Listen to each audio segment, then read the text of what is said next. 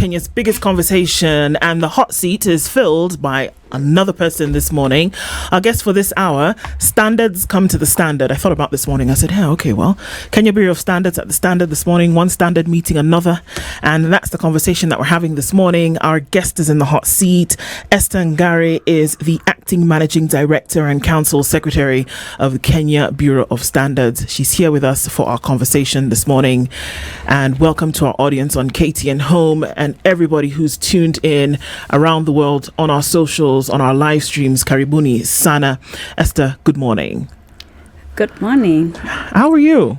I'm fine, thank you. Well, thank you for being here and good morning. I'm looking forward. Fantastic. Well, there it is, Okay.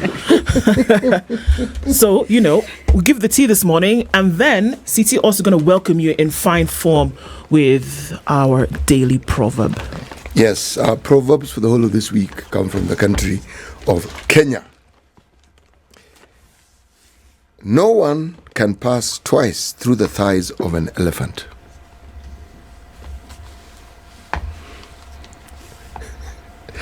Let me repeat the proverb. No one can pass twice through the thighs of an elephant. Esther, what do you think about that as you hear it?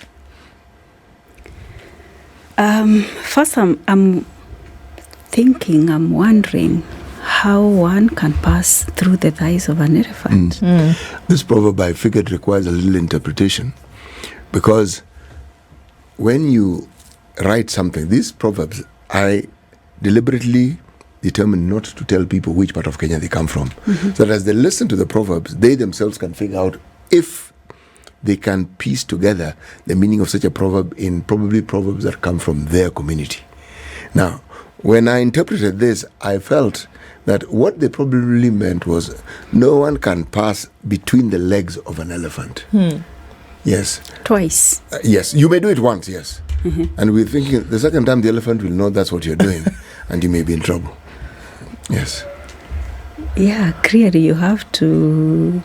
Even the first time, I don't think you do it knowingly what you must Even the first time might be been a mistake. No, why would you want to do such a thing? I think is what Esther is saying. Why do you want to put your life in danger? But does it make sense to you that if you did it once and you cut through, you wouldn't want to do it again? Definitely nobody would want to pass through twice. And even the first time, it must be you have no choice. So maybe you just found yourself, that is the only exit. And the danger that it poses, you do not want to pass through there again. I think the element, what you introduce is something excellent, because it's like, yes, it's dangerous, but I don't have a choice. This seems to be the only option I have. Maybe it was the only exit to your escape. So you just have to pass, but there is no way you can do that twice. Indeed. All right. As we have this conversation, Esther, about Kenya Bureau of Standards, and then looking at a number of elements that come along with that, introduce us again to an organization that we hear about almost every day. But then tell us again about the institution of Kenya KEBS and what it is mandated to do and the roles it's mandated to perform in Kenya today. Oh, great.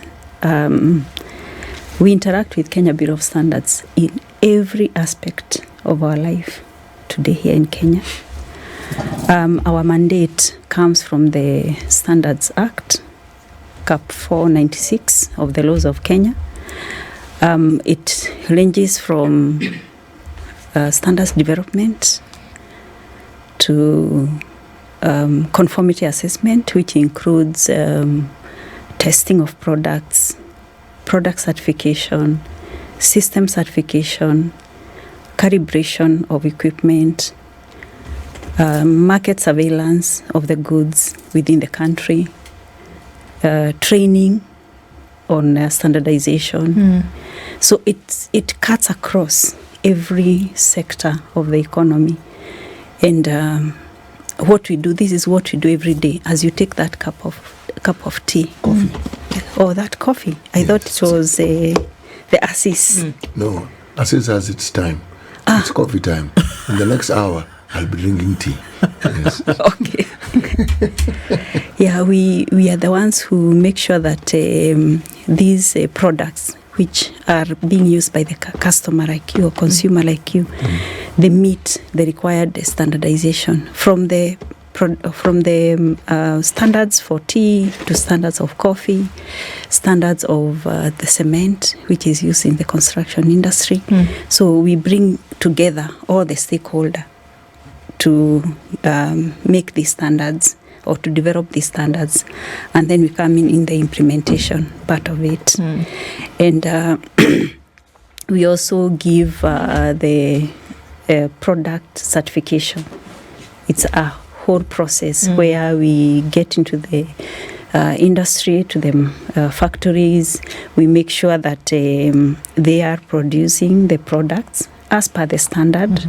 We test the product, and once we are certified, we give them the mark of quality, which is the standardization mark, which you can see it has the KEBS logo, and then there is SM#4429, but there are different marks that we give.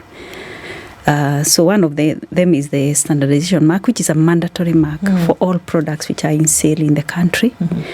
We have the diamond mark of quality, which is a higher mark that is voluntary, so a company can decide to go for diamond mark of quality. And then we also have the import standardization mark for products which are coming from outside the country. Why standardization? Why is it necessary to standardize things?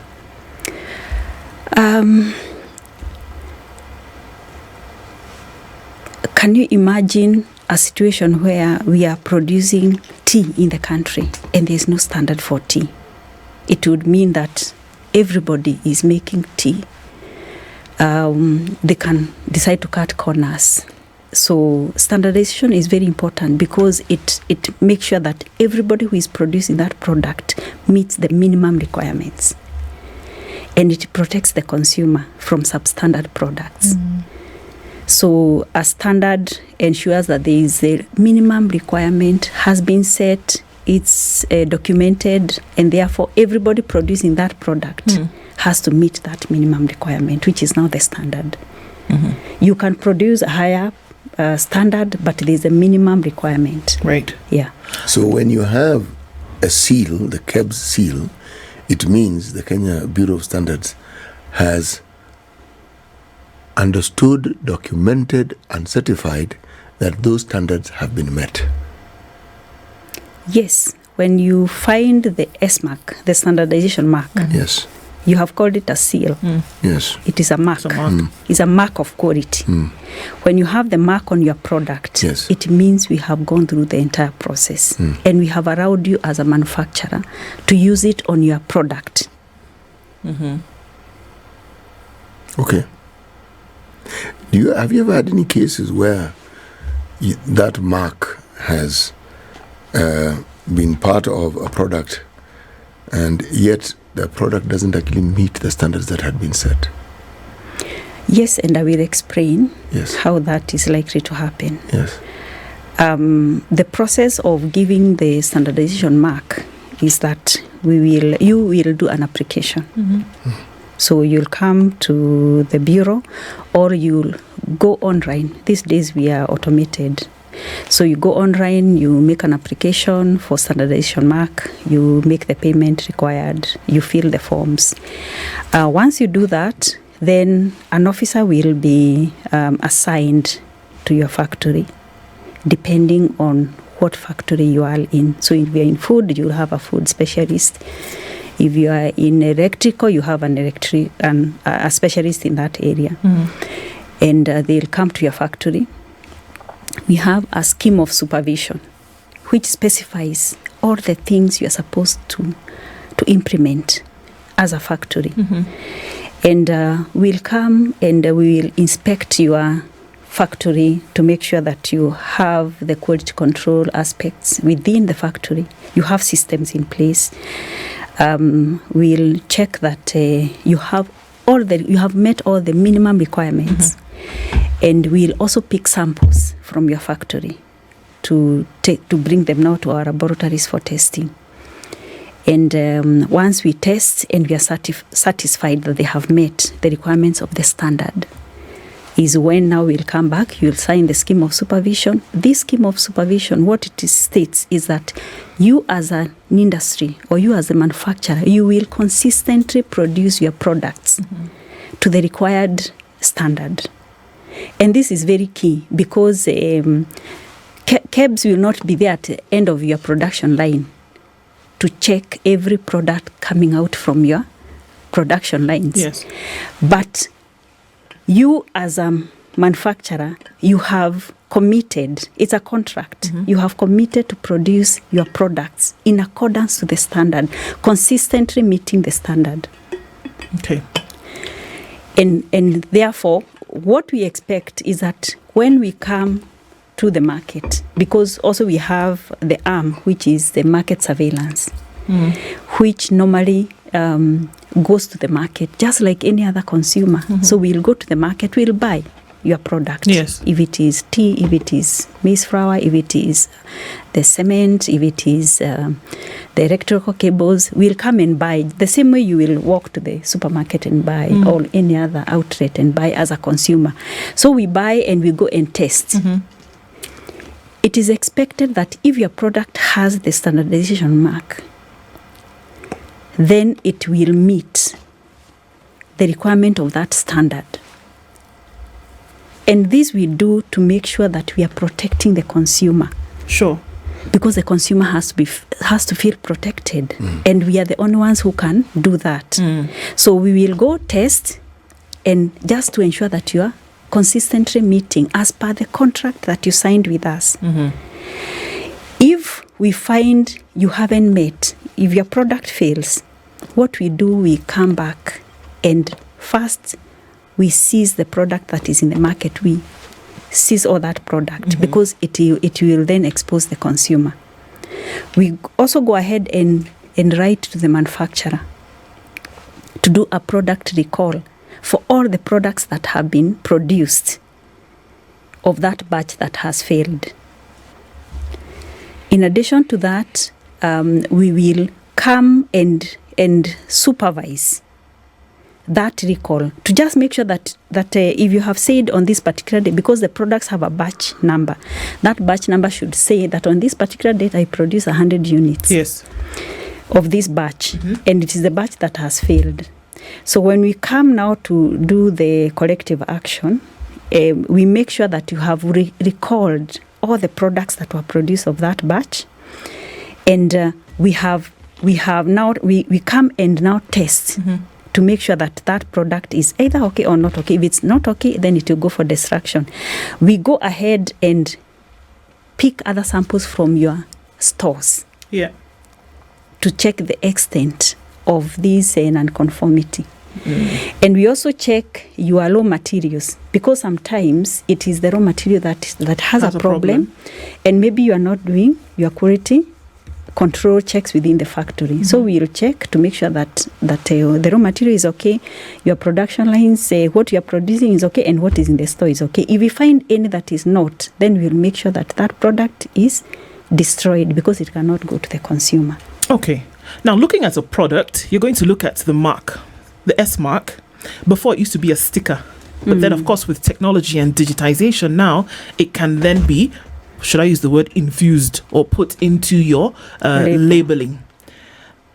But we've also heard and we've seen that there are some individuals or some companies in the market today who are able to, it's a graphic.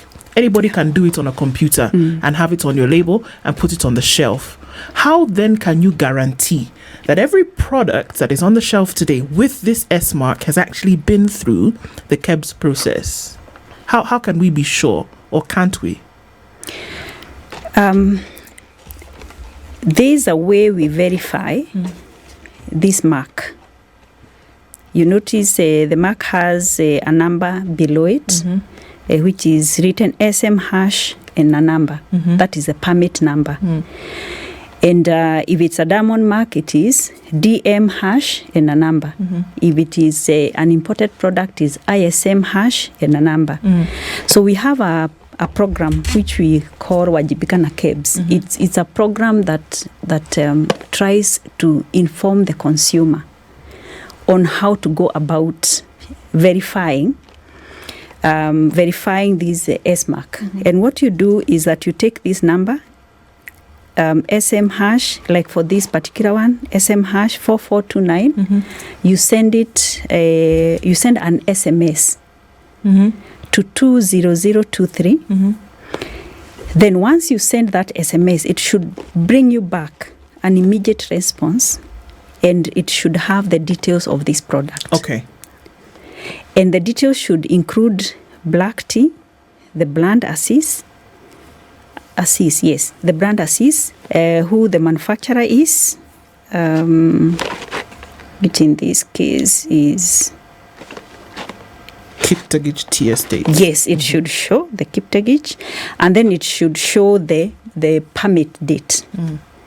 When was the permit given? Is it valid or not valid? Yeah. So that information to the consumer should tell you whether the product, whether the S mark, the sticker, or the permit number given here is okay or not. Sometimes you can check and find maybe it is even showing it's not even tea, it's coffee, meaning somebody has used the permit number in a wrong product. Would retailers and distributors then be encouraged to go through this process that you've talked about? By the time they're accepting these products on their shelves, should they go through the process where they're ensuring that the product they're receiving for retail or distribution has actually authentically passed through this process? Yes, we encourage retailers as they bring in the product to stock on their shelves to confirm, because it's very simple. It's very simple, just an SMS, then you get the details that you want, you confirm that whatever you have stocked is okay or not. We also encourage the consumers to do the same. Okay. And apart from the SMS, we have an app. An app which you can download on app or iPhone, the App Store. Play Store or App Store, yeah. Yes, which is a KEBS app. Now that has more functionalities apart from checking the verifying the mark. There are more other functionalities which it gives. Like you can even buy the standard through that app. Okay. A few weeks ago, it may be controversy that then arose, whereby the question came about as per imported goods, which you mentioned that there is a mark that's also given to imported goods. But the question is that do imported goods go through this process of verification and authentication? And if they do not, why? Yes, I'm aware of that controversy. And all imported goods also go through verification. But for imported goods, it's a bit different. We have what we call the PVOC program. This is verification of conformity of the goods coming from any other country. And this verification is done at the country of origin. So in the various countries, we have our partners who we have given a contract to verify or to confirm the conformity of these goods coming from those countries before they leave the country of origin. So what happens is that if we have contracted you in this particular region, like Europe we have SGS. China, we have another company. We have, I think, SGS in the South Africa. So we have contracted different PVOC partners who normally inspect these goods on our behalf. They actually do testing of these goods at the country of origin. And once they do the testing, then they give a certificate of conformity, which accompanies those goods into the country, which means that since they have tested on our behalf, when the goods arrive into the country, we don't have to necessarily do another test. Because they are certified agents. They are already certified and accompanied by a certificate of conformity. So the only thing we do once they arrive at the port of entry, we confirm that the certificate of conformity is okay, it's authentic, and then we allow the goods into the country. But there are also some goods which come not accompanied by a certificate of conformity. Either they are coming from a country where we don't have a partner, or maybe they still a partner. So we have a legal notice number 78 of 2020 that has specified what should be done for all the goods coming to the country. And in that legal notice, we do either PVOC or destination inspection. So if you're bringing your goods from a country where we have a PVOC partner, then when you bring them, we don't have to test. If they have been tested and accompanied by COC, then we don't have to test. But if you bring and they haven't been tested, it means that they have not been accompanied by a certificate of conformity, then we do test and we charge you a penalty of 5% of the value of the goods. And if they're found not to be up to standard, are they then allowed into the market? No. If we do testing at the port of entry and find they're not conforming, there are only two things that the importer should do. One, we destroy those goods at your cost. Two, you ship them back from where they came from. Those are the two only options which have been given by law. So it's either we destroy at your own cost, so you pay us, we destroy, or you ship the goods back to where they came from at your own cost. So those are the things that we do. But if we test and they are meeting the specification, they are meeting the standards, then we allow the goods. Before we go to break, can we unequivocally say then that it is impossible for goods having not passed the standard test, whether it is outside with the SGS agents, for example, or here in Kenya at the port of entry, if they do not meet the standards, unequivocally, they will not make their way into the market? Very true. They will not make. If they don't meet, they don't get into the country. So, I mean, some questions come in, and these then become issues of national concern. If we know already that it's been established that it is not possible for product that doesn't meet the mark, essentially, to then come into the market, and yet we hear controversial stories, we see things like sugar making its way onto shelves that has not been given the approval. Where did KEBS play a role in all of this, if it did, when we saw that it was possible that there was less than standard sugar on shelves? There was a recall, there were talks of, who packaged and who redistributed. It was a whole debacle. Where does KEBS play a role in something like that? Okay. Talking about, I would want to go back a bit to the reason why the PVOC program was started. And as I've said, the two options, if a product arrives into the country and it is non-compliant, what should happen? And the reason why the PVOC program was started was to ensure that we have efficiency at the port of entry.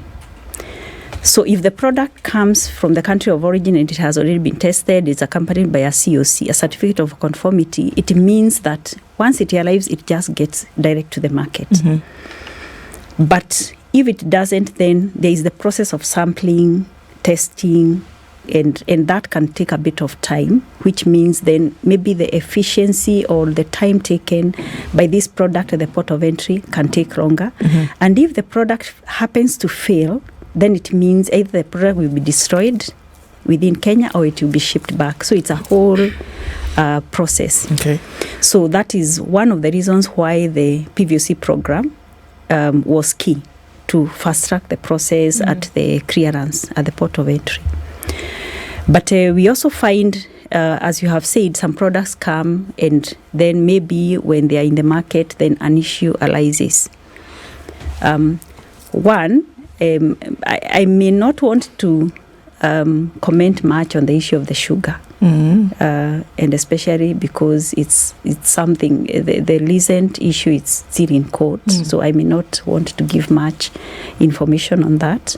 But what I would want to say is that that particular consignment had arrived into the country and it had an issue, it had a problem, and the issue was expiry dates on the sugar. The product did not have manufacture date and expiry date, so it failed. It did not meet the standard. Instance. Yes, Okay. on the issue of labeling. Yes. The issue of labeling. Okay. Because one of the standards in food products, especially, any product has to have a production date and an expiry date. So that was the first failure, and with that failure, the product could not be released into the market. Okay. So you're saying that all products have the production date understandable. It wouldn't exist if it wasn't produced, but they all have an expiry date. What I'm saying is that all food products, one of the requirements. Now, my question has been answered, because what I was going to ask next. So, when they bring steel products into the country, when is the expiry date? No, it's Thank food you for products. clarification on food. I've been caught there. Yes. Yeah, it is specific to food products. Yes. Yeah, any food products has to have a production date Yes. and an expiry date yes. declared on the label. It's information to the consumer so that you don't end up then buying product which is expired. Okay. And that was the issue of that particular consignment of sugar. It didn't have those labeling requirements. So it failed on that particular aspect. Regardless of who's involved in a process, and I would hope that you would understand what I mean by who, Kenya Bureau of Standards then has a, like you said, the mandate and responsibility to make sure that anything coming in or going out, but I want to ask about the going out in a minute, because there have been calls from KEBS for unification in terms of conformity, especially for products going out of the country, to make sure that Kenya is then able to compete and making sure, but let's look at that in a minute. But it doesn't matter who it is, who is bringing what in. KEBS has a duty to ensure that doesn't matter who is behind the manufacture or import, that it does actually meet the standard. Is that not so? Is that not so? You're right. You're absolutely right. It doesn't matter. What matters is the product meeting the specification, is the product meeting the standards or not. So the issue of who has shipped the product or who is the manufacturer or who, that doesn't arise. It is the product and the standard. So has it met? Has it not met? You know, when one talks about standards and how they should be met, I have to ask the question, what is it that would make someone go out of their way to deliberately not meet the standards? There are many reasons. As a manufacturer, you may want to cut corners.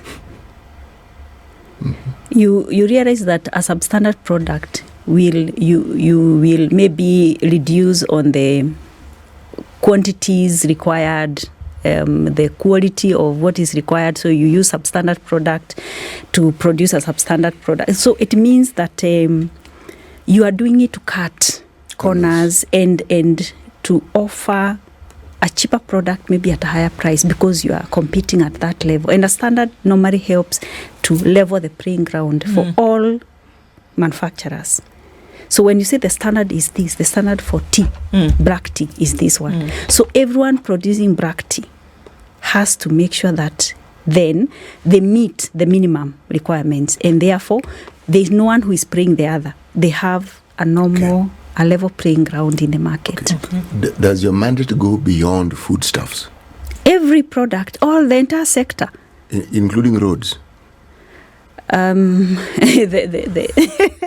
Not how the roads are constructed, of course, but the materials. Yes, exactly. Yes, the materials. Yes, it goes. Okay. We do standards for bitumen. We do standards for. We even have standards for bumps. Bumps. Yes, how bumps so these mountains should that be. we sometimes go over, which scrape the bottoms of our vehicles. Do those bumps meet the standards, or are those the standards? And now, let me make a clarification there. We have standards for road bumps. Yes. Okay. And rumble strips. And rumble strips, how they should be. Yes. But we are not the regulators in terms of enforcement of that standard. But majority of these other products, food products, electrical products, we make sure that the standards are available, so because we are the national standards body, and we also have the conformity assessment, the enforcement aspect.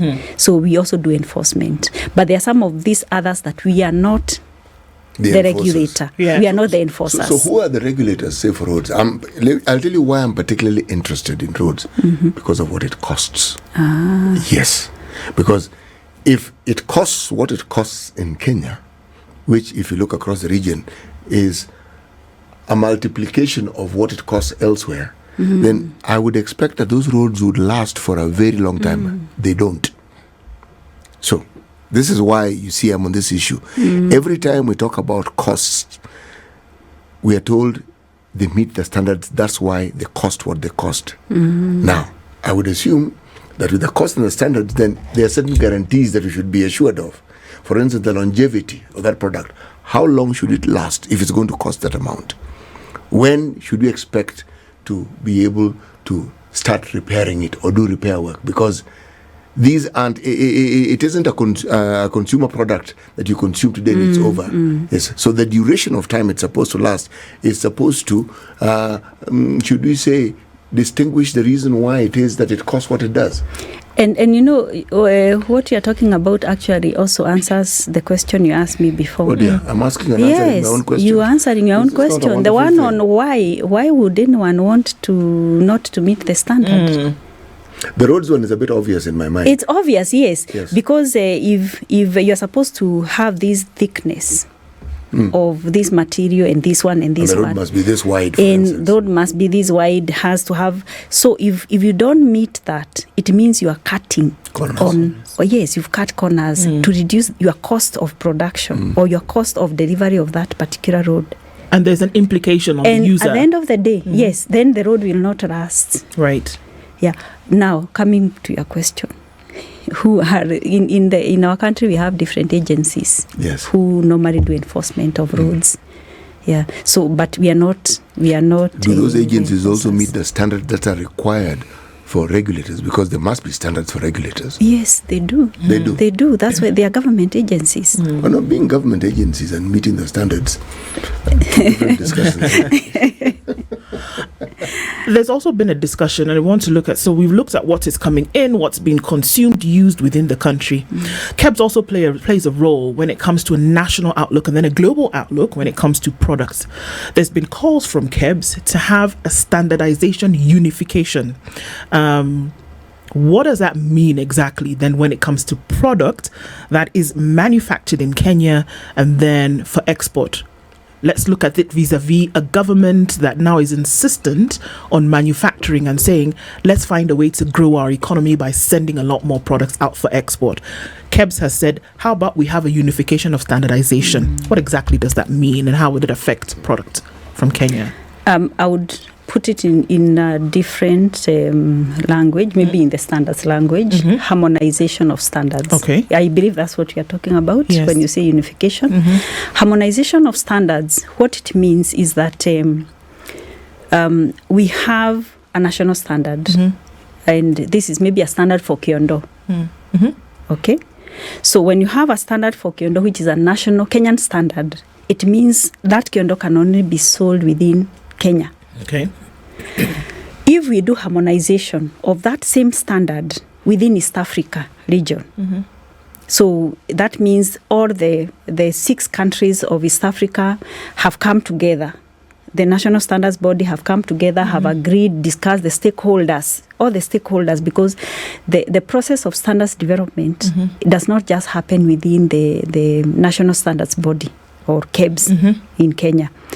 It is different stakeholders that are involved. You have academia, you have the consumer, you have consumer organizations are involved, you have the research institutions, you have government, the regulators, they are all involved in this standards development. So in the harmonization aspect, we bring all these stakeholders together from the different countries of East Africa and they come and agree. How should a Kiondo standard look like, or Kikoi? So once that is agreed upon by all the stakeholders, then we have an East African standard for Kikoi or for Kiondo or Masai Shuka.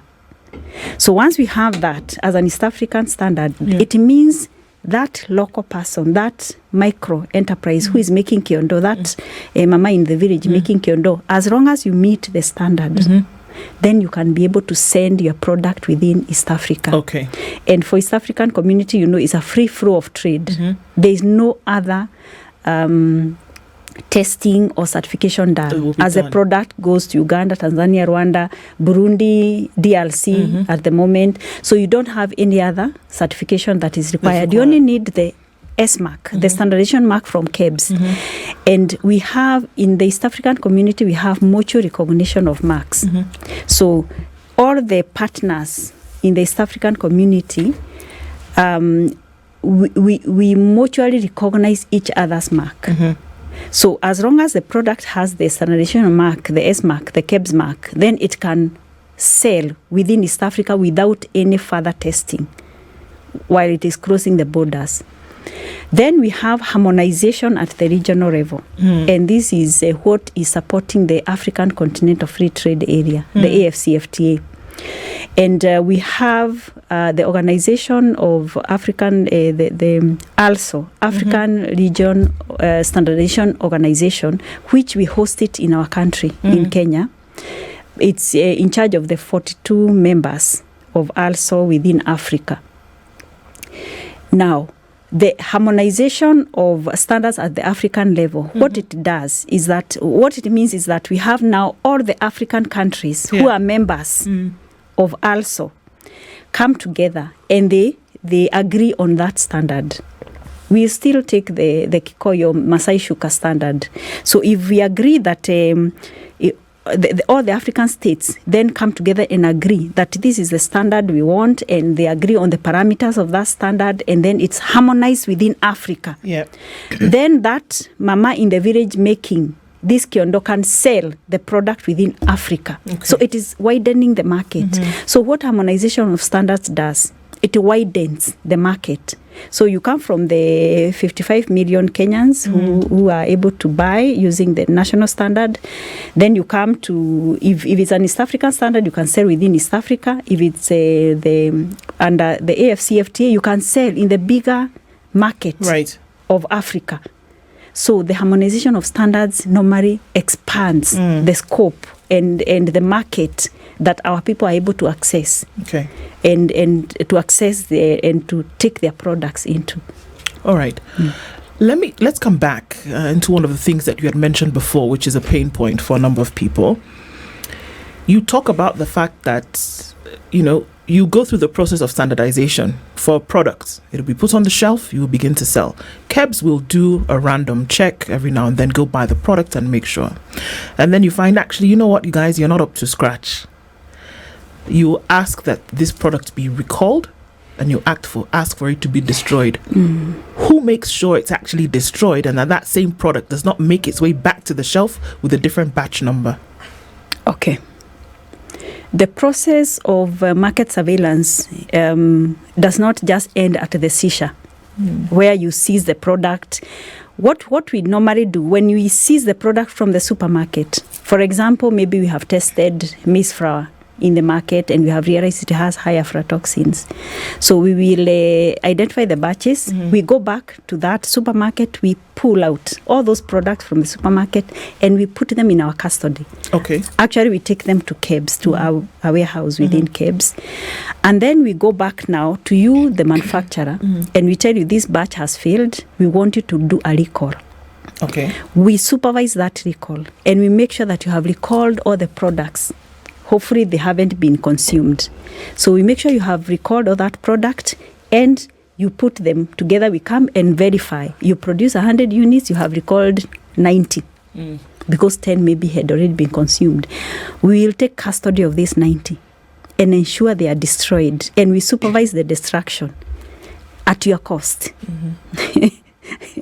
We will destroy at your cost because you produced and you put the mark on a product which you knew that is not meeting the requirements. So we supervise the destruction at your cost. Where there is a situation where an individual, company, business can be compromised, or rather that they would go at a loss, there sometimes is the temptation to, speak to agents of the Kenya Bureau of Standards. My question is here that it's a playing field where corruption can be rife, whereby folks can take money, take favors to say, okay, well, let's put this product on the shelf and it's okay. How do you ensure that this doesn't creep into the processes, that this very same thing that you then supervise over the destruction of is not being perpetuated by agents of KEBS, and making sure that product that shouldn't be on shelves is actually on shelves? How are you dealing with the issue of corruption, because it's there? That's a very good question, and it's very real in our Kenya today. It's so real that apart from the agents within KEBS, the officers within KEBS, we also have what are they called? The imposters out there. So what we have done, we use mainly automation processes to make sure that whatever you are doing, that you are logging in. And one of the firewalls that we have is that the officers who go to pick samples from the market are not the ones who are testing the product. So there is that control in that you pick the samples from the product, you take them to the lab, different officers do testing. The officer who is doing the testing is not the one to release the results. The supervisor makes the decision. This decision goes to back to market surveillance with now the correct results. The decision to do the seizures is not done by the person who did the sampling. It's done by now a supervisor, that the seizures have to be done, and therefore the supervisor will make sure that they are supervising that these products have been removed from the market. Okay. So those are just some of the controls. And when you're dealing with human beings, also you have to, it's more of the personal integrity. Right. Yeah, there's so much of the personal integrity, but you have tried to use automation processes to curb the issue of corruption. But we have also seen quite a lot of these imposters. People even coming to you, they will come to your factory, they say, we are KEBS. We want to pick products. Yes. Or we have come to do seizures. So we receive calls, they are this person, and when we track the number, we realize maybe it's the same number or different numbers which are being used. Yeah, so we have been trying to curb this issue to make sure that Kenyans are not being conned. At what point do you bring in the law enforcement agencies? If you bring them in at all? We do. Whenever we are doing market surveillance, we have to work very closely with the National Police. And I don't know whether you noted the recent seizures we did for the cosmetic products at Isili. It's normally a very the process of market surveillance is really exposes our officers, because you can even be beaten. Anything can happen because you have come to your shelves. I have decided all these products have been banned. I need to take them away. So you'll do anything. So we always do those kind of seizures, and we have the support of the National Police. They have really been very close whenever we come to market surveillance activities. On this matter of compliance, do you think there's a need for the Kenya Bureau of Standards to work with manufacturers, retailers, importers, just so that they understand the importance of these things, so that there's that constant flow of information between the two groups, so that when somebody is not complying, it isn't that you haven't made the effort to get them to understand. It is their own volition. You are right. And we do a lot of stakeholder engagements, with the importers, with the manufacturers, with the associations. We work very closely with the Kenya Association of Manufacturers. We work very closely with the mirrors associations. We work very close with all these institutions, just to bring the information to them so that they know and they understand. So when someone does the wrong thing, they will not say they didn't know. It's just like the biblical saying that ukipotea utakuwa umejipoteza wewe mwenyewe. It's not like you didn't know. You knew. You knew. Are we seeing a tightening of structures moving forward? Tightening and making sure, security-wise, tightening to making sure that everybody knows, consumers, manufacturers across board know these are the standards that you will follow. These are the procedures that you will follow. Otherwise, like you said, law enforcement could come into place. Will it be like the monkey on our shoulders all the time, knowing that, look, KEBS, in terms of Big Brother is watching, you will have to follow. You'll have to follow the rules, or don't play in the market. Is that what we're going to see going forward? You are going to see it going forward.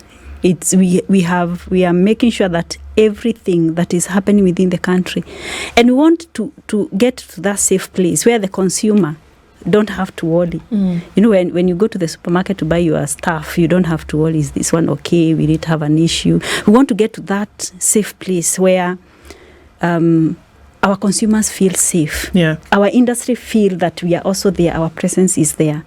Our importers also feel our presence. So we are working towards that. That every stakeholder in Kenya, and even out there, you know, when that issue that was going, that controversy that was going on, one thing that people don't understand is that when an issue is raised like that and is very controversial, it doesn't just affect the Kenyan market. It affects everybody. It affects everybody. Absolutely. Kenya is very respected, and we are the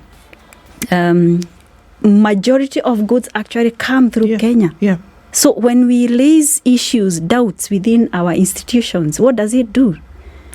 We are opening ourselves up. Exactly. You know? So Esther, it's been great having this conversation with you this morning. As time runs out, thank you so much for being here today. And as we go on and continue and see how things work out, we hope to have more conversations in the future. Acting Managing Director of Kenya Bureau of Standards, Esther Ngari, has been our guest. Thank you so much for being here. Until the next time, Asante. thank you. This is the Situation Room, the only way to start your day.